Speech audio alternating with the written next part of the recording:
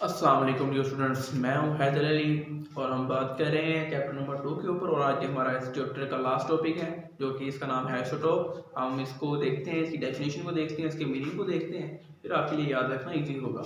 तो फिर सबसे पहले अगर हम आइसोटोप की बात करें, आइसो दो वर्ड्स का कॉम्बिनेशन है। आइसो आइसो का मीन होता है सेम, ठीक है। तो इसका मतलब यानी कि सेम।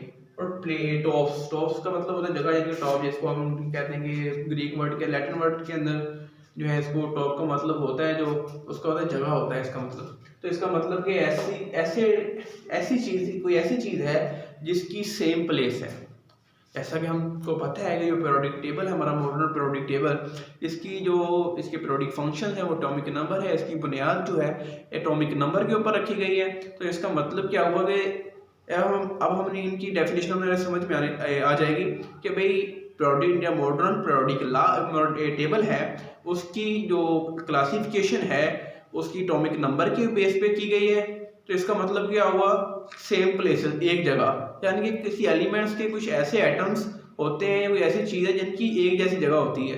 क्योंकि हम केमिस्ट्री के अंदर एलिमेंट्स की बात करते हैं, केमिकल्स की बात करते हैं, तो चूँकि अब हम एलिमेंट्स को देखेंगे तो एलिमेंट्स का मतलब कि ऐसे एलिमेंट्स जो कि जिनकी जगह एक जैसी होगी।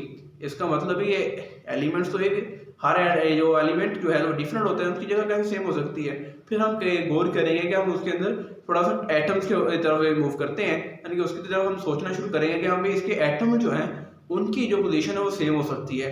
भी अगर सेम हो सकती है तो फिर उनका डिफरेंट क्या होगा, तो उनका डिफरेंट होगा एटॉमिक मास। यानी कि ऐसे एलिमेंट्स कोई जिनके जो एटम्स जो हैं, इनके फर्दर एटम जो हैं, जो कि जिनके एटॉमिक नंबर तो सेम होते हैं लेकिन एटॉमिक मास डिफरेंट होते हैं, तो उनकी जगह क्या बनी भी, ये मॉडर्न जो पीरियोडिक टेबल है उसको तो क्लासीफाई किया गया on the base of atomic number. इसका मतलब कि उनका एटॉमिक नंबर जो है वो सेम है, उन सबकी जगह तो एक जैसी होगी, लेकिन उनका एटॉमिक मास जो है वो डिफरेंट है। इसका मतलब कि उनकी जगह जो है यानी कि वो एटॉमिक मास चाहे जो मर्जी हो, लेकिन उन सब की एटम्स की जगह उस सेम जगह पे आ रही होगी, जिसको हम कहते हैं आइसोटोप्स।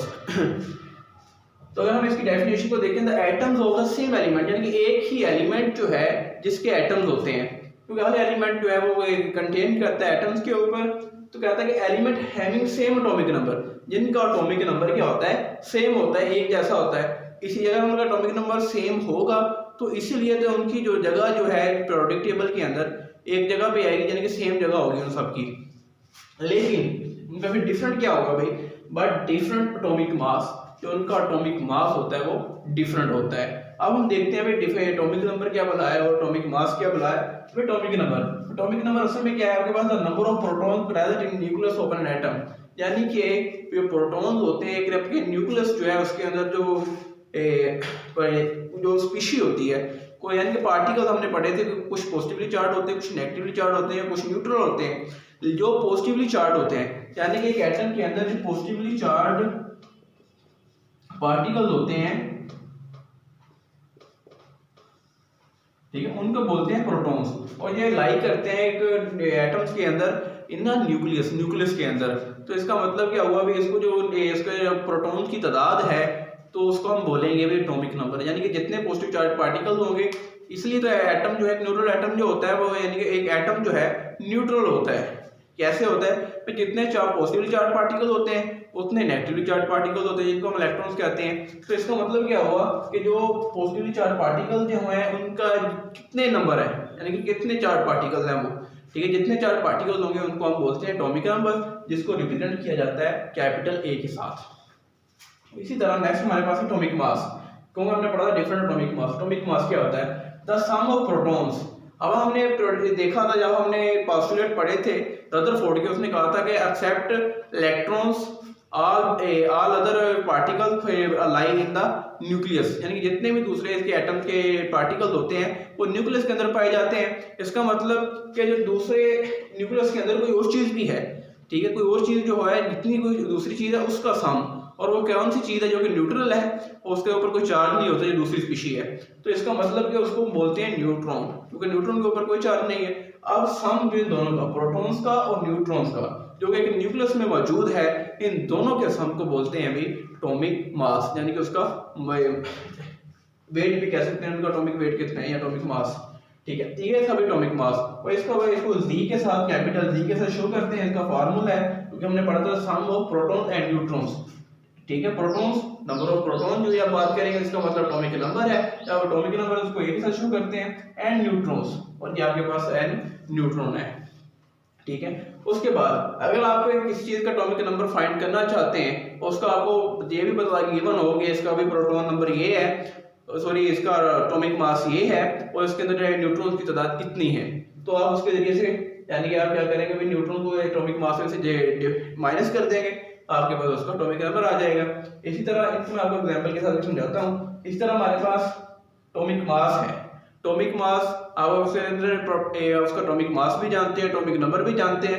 अब आपसे पूछ लेते हैं इसके अंदर नंबर ऑफ न्यूट्रॉन्स कितने हैं, तो आप इस फार्मूले के जरिए से फाइंड कर सकते हैं। अब हमारे पास इसकी एग्जांपल है कार्बन। ठीक है, और कार्बन का एटॉमिक नंबर 6 होता है पीरियोडिक टेबल के अंदर, यानी कि अब ये एटॉमिक नंबर कितना है, एटॉमिक नंबर क्या है, नंबर ऑफ प्रोटॉन है, इसका मतलब नंबर ऑफ प्रोटॉन ये हो गए। अब हम इसके अंदर से फाइंड करना चाहते हैं, यानी कि इसका एटॉमिक मास कितना है, 12 है, ये वाला, ये भी हमें गिवन है।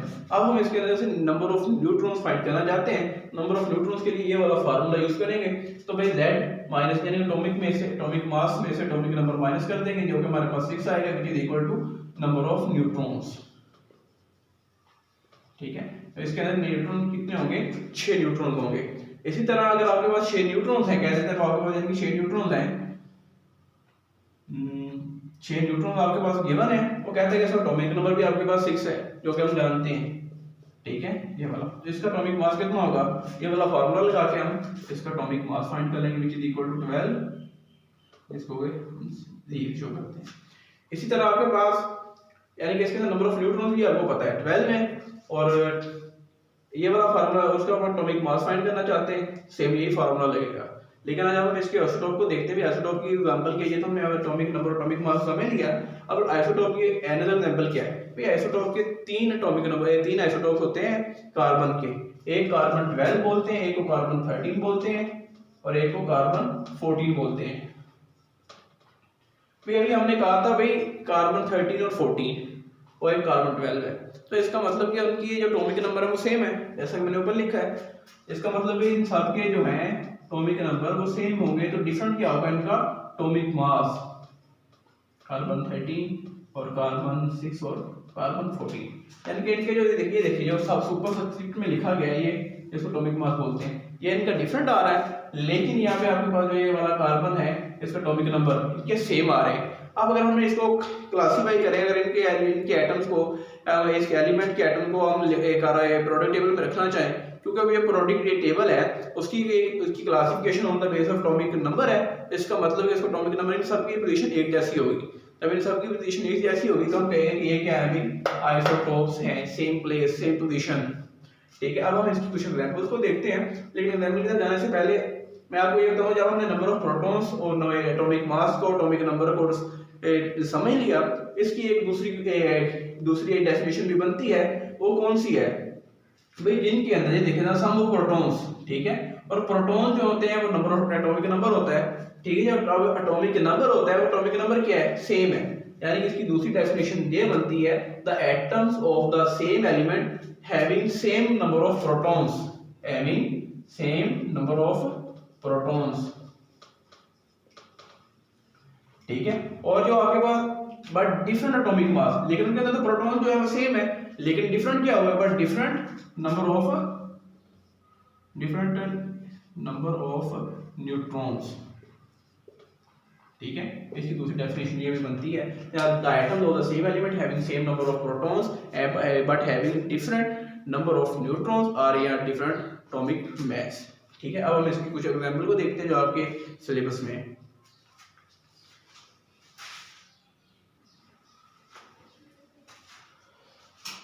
अच्छा, तो डियर स्टूडेंट्स, अब आपकी जो बुक में एग्जांपल दी गई है आइसोटोप्स के हवाले से, वो है हमारे पास isotope hydrogen, carbon and uranium and टोल्यूरीन। तो सबसे पहले हम हाइड्रोजन को देखते हैं। भाई इसके 3 आइसोटोप्स होते हैं, कौन कौन से, प्रोटियम, प्रोटियम का मतलब है यानी कि सिंपली ज़ाहिर है जिसके अंदर एक प्रोटॉन होगा, प्रोटियम। इसी तरह ड्यूट्रियम, जिसके अंदर जो है सेम प्रोटॉन्स जो है क्योंकि हमने इसकी डेफिनेशन में देखा आइसोटोप्स की कि प्रोटॉन जो नंबर ऑफ प्रोटॉन्स है वो सबके अंदर सेम होंगे, लेकिन डिफरेंट क्या होंगे, नंबर ऑफ न्यूट्रॉन सेम होंगे। इसका मतलब कि इसका एटॉमिक नंबर जो है वो सेम आ रहा है पहले के निस्बत, यानी कि इसका नंबर ऑफ प्रोटॉन्स की ज्यादा सेम होगी, लेकिन डिफरेंट क्या होगा, number of neutron same different होगा। तो अगर हम इस फार्मूले के जरिए से जिसके अंदर से हमें जो हम देखा था सम ऑफ वाला, तो उसके अंदर से हम हमारे पास यहाँ पे एटॉमिक मास भी है और उसके बाद एटॉमिक नंबर भी है, ठीक है। इसके जरिए हम फाइंड कर सकते हैं नंबर ऑफ न्यूट्रॉन्स। तो इसका हम देखें भाई, हमारे पास 1 - 1 विच इज इक्वल टू 0, यानी कि इसके अंदर कोई न्यूट्रॉन नहीं, तो 0 लिख दिया।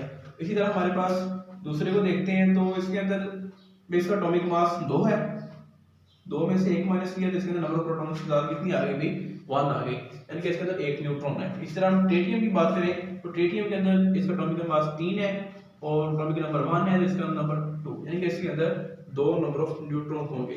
तो इसका मतलब ये सारे के सारे क्या है, आइसोटोप हैं एक दूसरे के।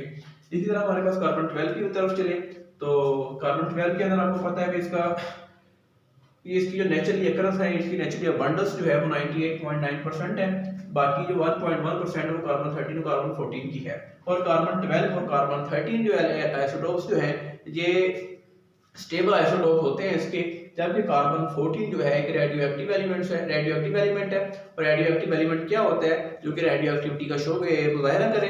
रेडियोएक्टिविटी क्या होती है, जो कि एक स्पॉन्टेनियस प्रोसेस होता है जिसके अंदर से ये अपनी रेडिएशन को खारिज करना शुरू कर देते हैं।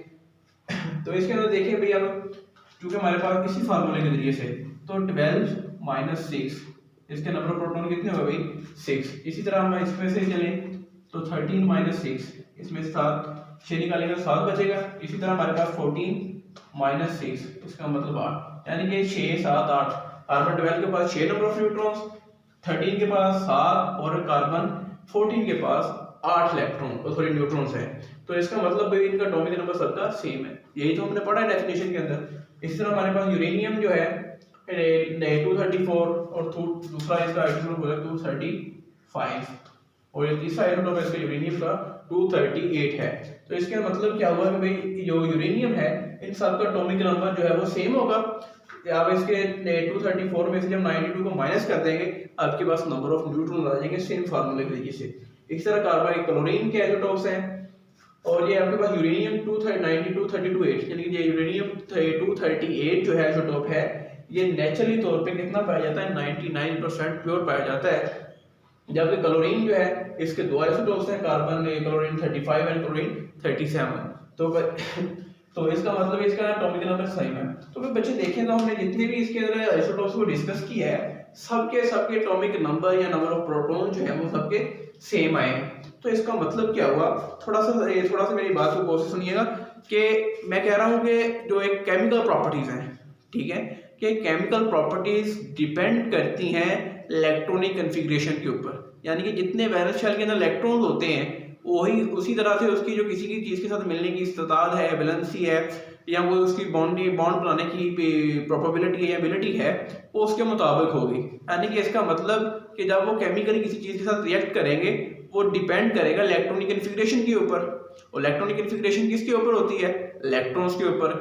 जितने एक एटम के अंदर इलेक्ट्रॉन्स, ठीक है, उतने उसके अंदर नंबर ऑफ प्रोटॉन्स, यानी कि जब नंबर ऑफ प्रोटॉन्स सेम होंगे उसके अंदर नंबर ऑफ इलेक्ट्रॉन्स भी सेम होंगे। इसका मतलब कि उसकी केमिकल प्रॉपर्टीज भी क्या होंगी, सेम होगी। यानी कि हमारे पास जितने के आइसोटोप्स हैं, जितने भी एलिमेंट्स के हमने डिस्कस किए हैं, ठीक है, यानी और भी जितने एलिमेंट्स होंगे उन सब के अंदर नंबर ऑफ प्रोटॉन सेम है। इसका मतलब उनके अंदर नंबर ऑफ इलेक्ट्रॉन भी सेम। जब नंबर ऑफ इलेक्ट्रॉन सेम उनकी इलेक्ट्रॉनिक कन्फिग्रेशन सेम। इसका मतलब जब इलेक्ट्रॉनिक कन्फिग्रेशन सेम है तो वे उन सब की केमिकल प्रॉपर्टीज जो कि इलेक्ट्रॉनिक कन्फिग्रेशन के ऊपर डिपेंड करती हैं वो सबकी क्या होंगी भी, डिफरेंट होंगी। जबकि इनकी जो फिजिकल प्रॉपर्टीज जो होती हैं वो डिपेंड करती हैं एटॉमिक मास के ऊपर। एटॉमिक मास सबका डिफरेंट, जब एटॉमिक मास सबका डिफरेंट है तो इसका मतलब कि इनकी फिजिकल प्रॉपर्टीज भी सबकी डिफरेंट होंगी। तो ये था भाई आज का हमारा लेक्चर, जिसके अंदर हमने आइसोटोप्स को इसके मीनिंग को जाना, उसकी डेफिनेशन को देखा, एटॉमिक नंबर को देखा, एटॉमिक मास को देखा, उसके बाद कुछ एग्जाम्पल को डिस्कस किया।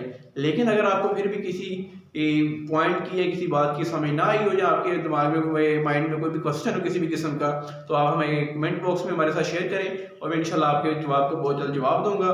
तो अल्लाह हाफिज़।